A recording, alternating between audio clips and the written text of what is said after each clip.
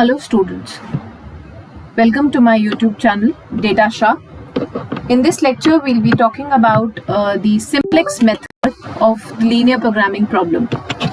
In the previous lectures we have discussed about how we can formulate the linear programming problem, the graphical solution. Then we have discussed about the standard and the canonical form of the linear programming problem. Now today we'll be discussing about the simplex method. So simplex method is the most problems contains more than two variables and are consequently too large to be tackled by conventional means. That means the basic graphical method. So in that case we use the simplex method. It is carried out through the iterative process systematically, step by step, and finally the maximum or the minimum value of the objective functions are attained. So the simplex method is of two types. When the constraints are in the less than equal to form, then we use the simplex method.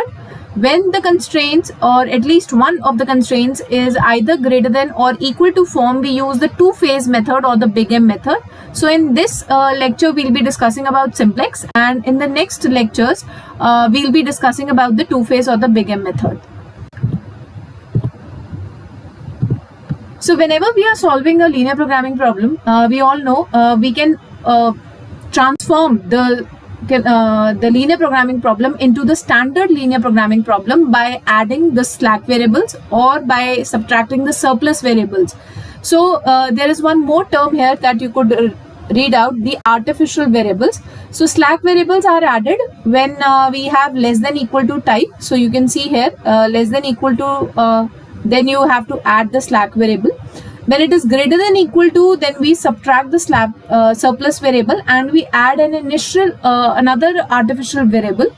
So the artificial variables are temporary slack variables. They have a positive sign which are used for the purpose of the calculation, and also when we have equal to sign in the constraints, we also add the artificial variable. So we'll be discussing this in the big M method. It is also known as the chance M method. So in the next lectures we'll be discussing about it. So consider certain solutions. We have already discussed what is a solution, what is a feasible solution, what is the optimal solution in the previous lecture. In this we'll be discussing about what is a basic solution. The basic solution is a solution which is obtained by setting n variables equal to 0. So remember, the decision variables that you have are ranging from x1, x2 up till xn. So these n variables you would be, when you equate it to 0 and solving the remaining m variables, provided the determinant of these variables is non-zero, then those m variables are known as the basic variables and the n0 valued variables are known as the non-basic variables. Now, why do we need the basic solution? Because when we'll be solving simplex method, for the initial iteration, we need the basic and the non-basic variables. So all the decision variables would be our non-basic variables in the simplex method, and we'll be putting them equal to 0 when we'll be solving the constraints. So the basic variables would be the leftover m variables, that means the slack or the surplus variables that we have, that becomes our basic variables. Now the basic feasible solution, it is a basic solution which satisfies the non-negativity restriction. So feasible always means that the solution set must satisfy the non-negativity restriction. Now the basic feasible solution is of two types, degenerate and the non-degenerate.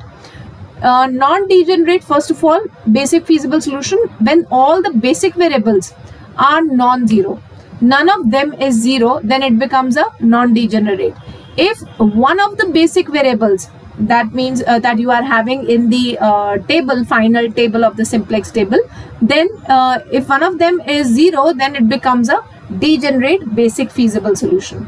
Now the optimal solution would be the basic feasible solution which optimizes your objective function. Obviously that becomes the optimal basic feasible solution. So the steps that we'll be following in the simplex method is very easy. We'll be starting with the entering variable, then we will be moving ahead with the finding the leaving variable, then update the entries of the table, and then checking the optimality condition where Zj minus Cj is greater than equal to 0. So entering variable, how we can identify what would be the entering variable. The entering variable will be deciding with the Zj minus Cj. So I'll be discussing this when all of them are less than equal to 0, then we'll be choosing the most negative, the minimum of all, that would be our entering variable. Then the leaving variable will be deciding with the minimum ratio. So in all the minimum ratios, whichever would be the minimum would be our leaving variable. Then we have to update the entries. That means we have to move to the next iteration table.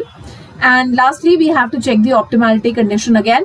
If all of them are greater than equal to 0, that means we have achieved our optimal solution. So here are the steps. You could easily read them.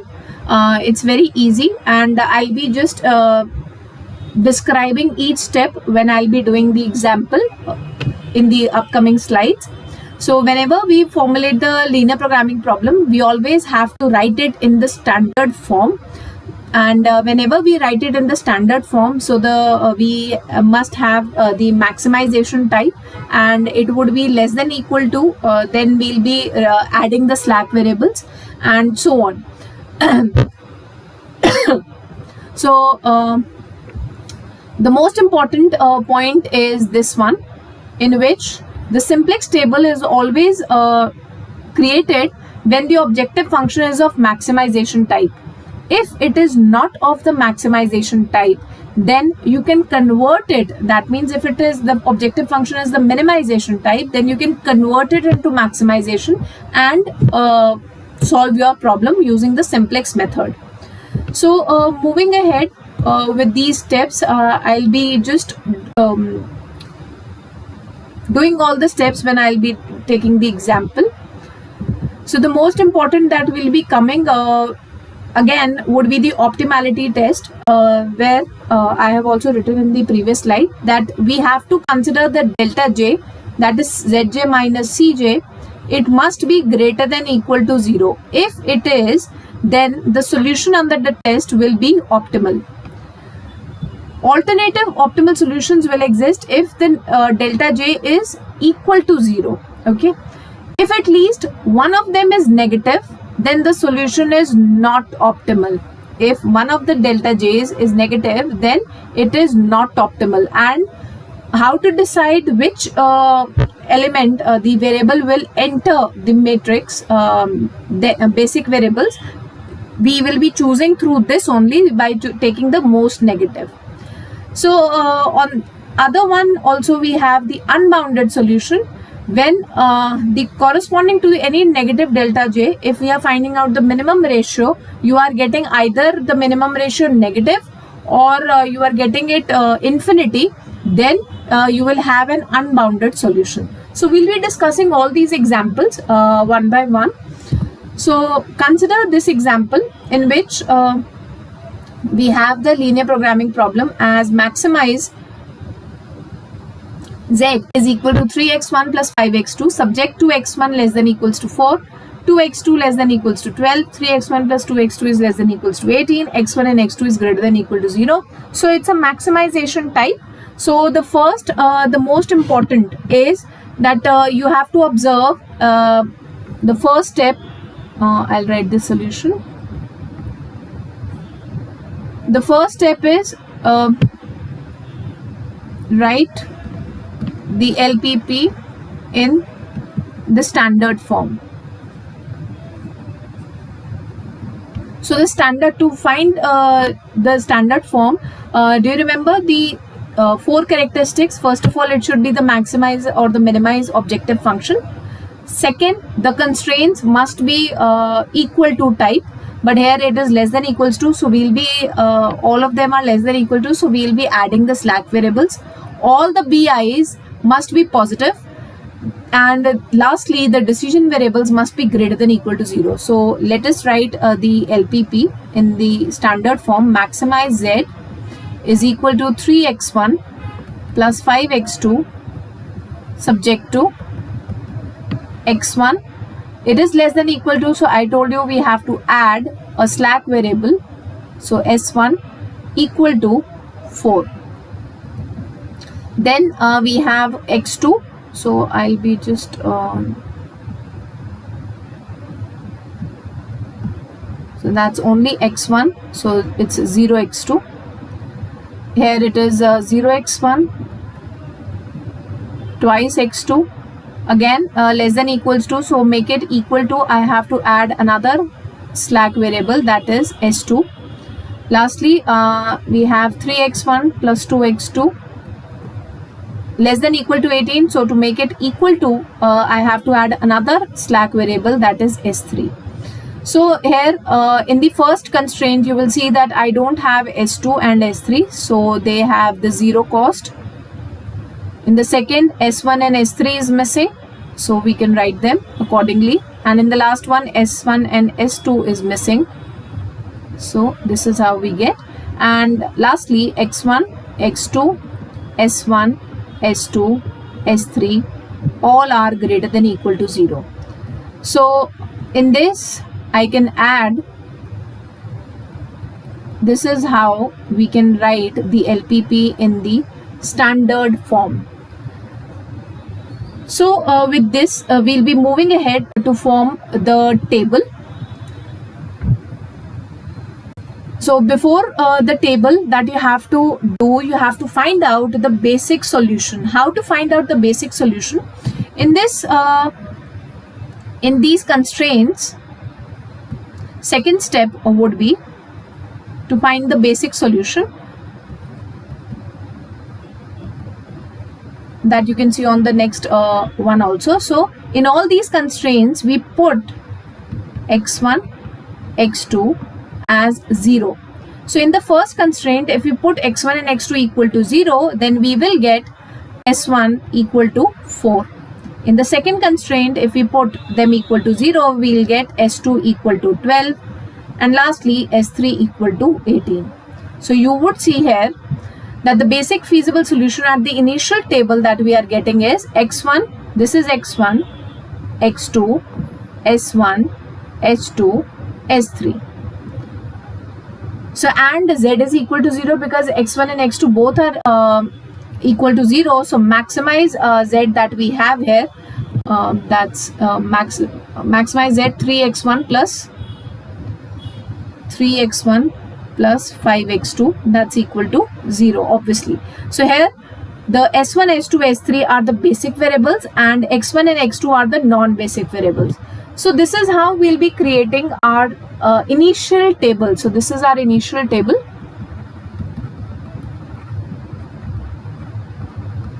So in the initial table, consider the top row, the basic variables is my first column where I'll be writing the basic variables s1, s2 and s3, and CB represents the cost.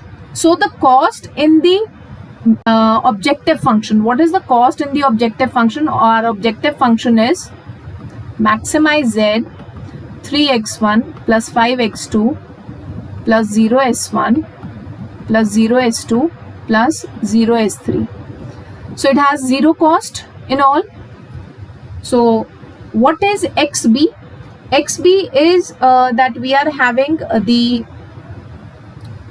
solution, right? The basic solution that we are getting. So here it is 4, 12 and 18. After this we'll be filling the coefficients of x1, x2, s1, s2, s3 from the constraints. So here you will notice that in this one we are having this as 1, 0, 3, so 0, 2, 2 and so on. So I'll be just writing this 1, 0, 3, 0, 2, 2.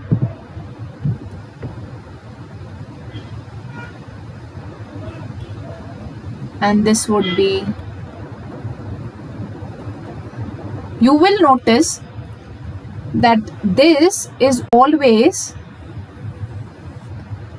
an identity matrix that you will be getting. So whenever we are having the basic solution, the coefficients of the basic variables would be an identity matrix only.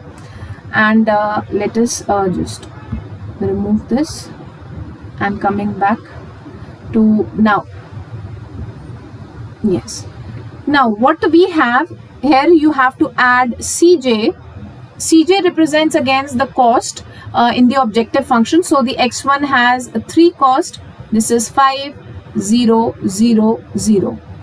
Then we have x1 is equal to x2 is equal to 0. So here this is the basic variables and these are the non-basic variables.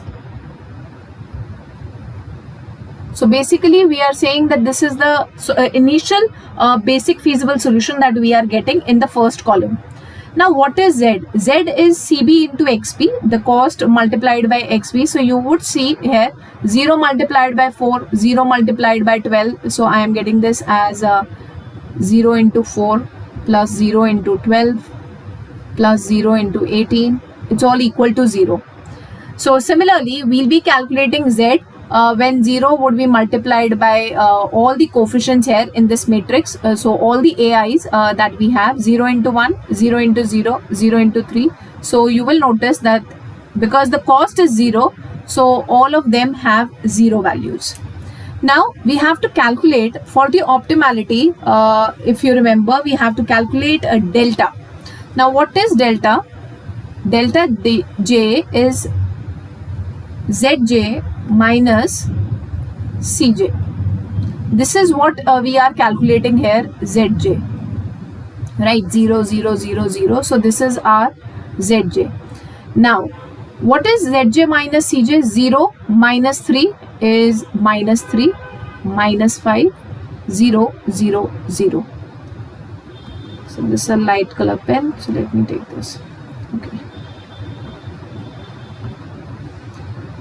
So now choose the minimum. So when we are choosing the minimum, how would you identify that which variable would enter now the basic variables?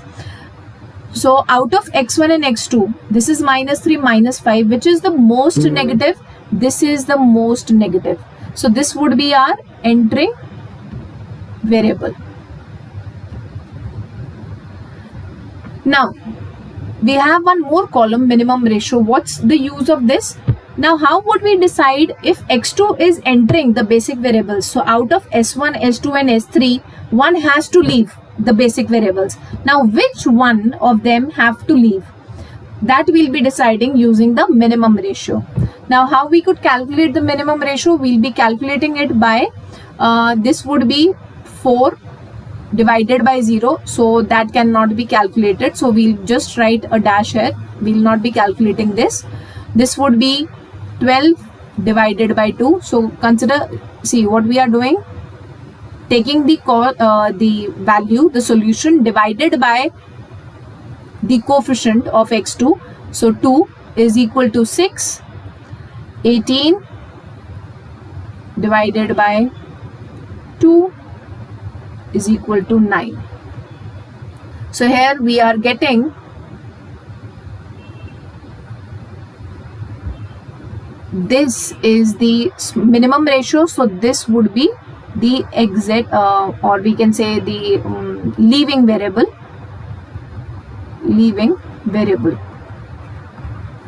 So this is how we decide that which one will be entering and which one will be leaving. So this is our initial table. Now we'll be moving ahead and we'll be creating the first iteration table.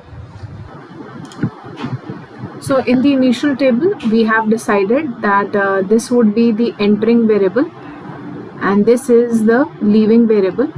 So now next we'll be creating the first iteration table, and in the first iteration table we'll be entering the x2 and leaving s2. So this is the common element and this is known as the pivot element. So we denoted by PE.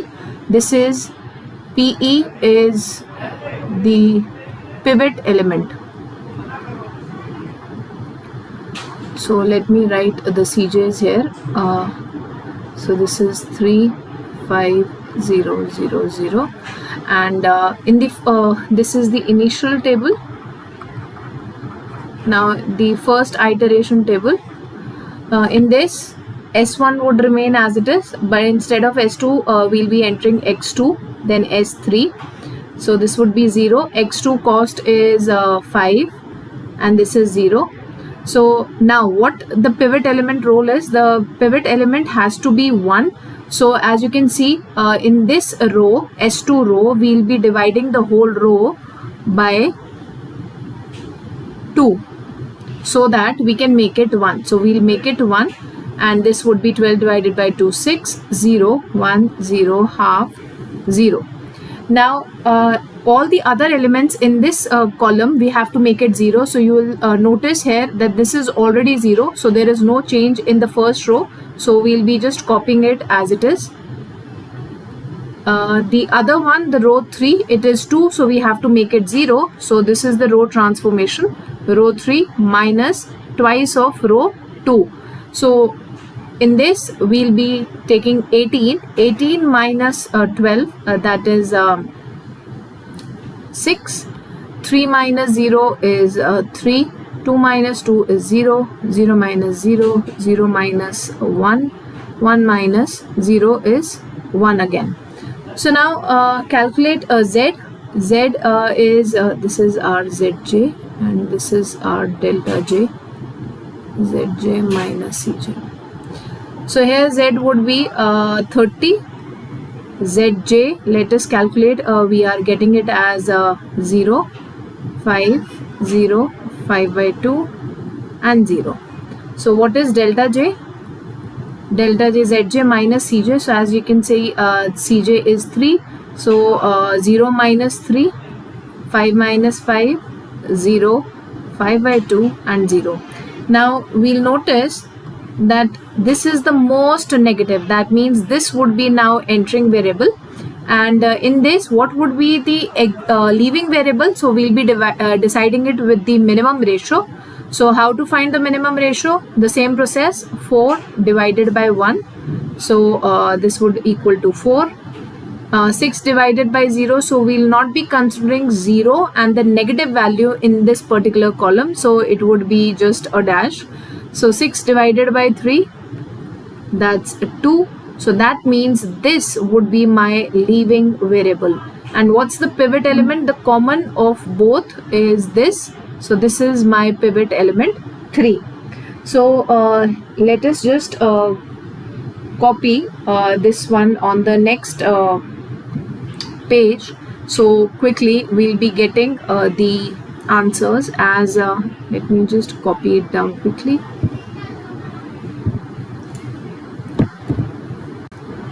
So here Cj would be, this is the first iteration table again. I'm just copying it quickly.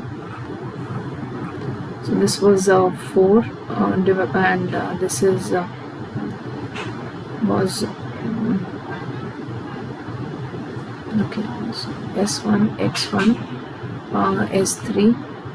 So this was 1, 0, 3, 0, 1, 0, 1, 0, 0, 0, half, 0. This is 0, 5 by 2, 0, and this was 0, X. This was X2. Sorry.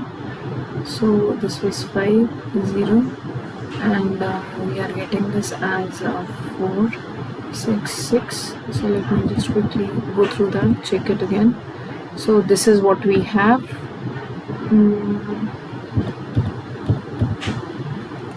So this was 2 that I am getting.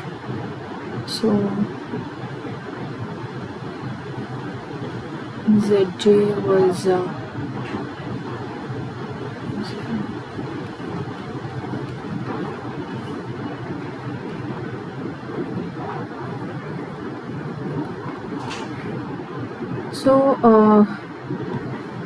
this is our pivot element, this is the leaving variable, and this is the entering variable.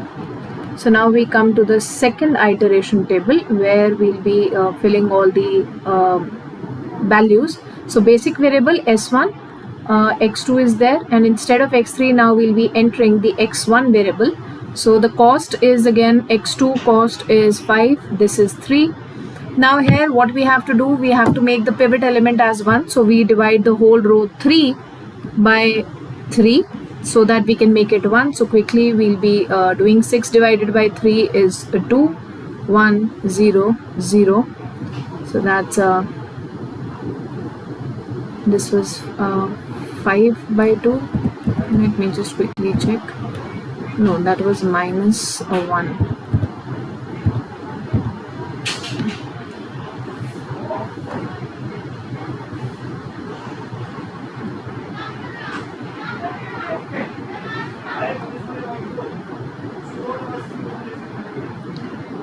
So this would be